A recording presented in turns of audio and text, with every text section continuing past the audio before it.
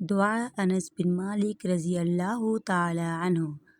دشمن کے شر سے بچنے کے لیے مفتی اعظم پاکستان مولانا مفتی محمد رفیع عثمانی صاحب رحمۃ اللہ علیہ۔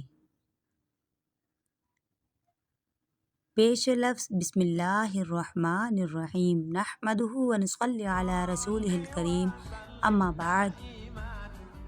بندہ ایک دن استاد مفتی اعظم پاکستان حضرت مولانا مفتی محمد رفیع عثمانی صاحب کی خدمت میں حاضر ہوا۔ آپ نے فرمایا، دعا انس تمہارے علم میں ہے؟ بندہ نے عرض کیا، نہیں۔ آپ نے مجھے چھپی ہوئی دعا انس عنایت فرمائیں ثم آمین۔ بسم اللہ الرحمن الرحیم۔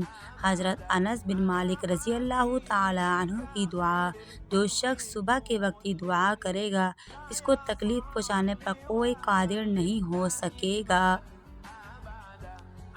حدیث عمر بن ابان سے روایت کی گئی ہے، انہوں نے فرمایا کہ حجاج نے مجھے انس بن مالک رضی اللہ عنہ کو لانے کے لیے بھیج دیا اور میرے ساتھ کچھ گھڑ سوار اور کچھ پیادے تھے۔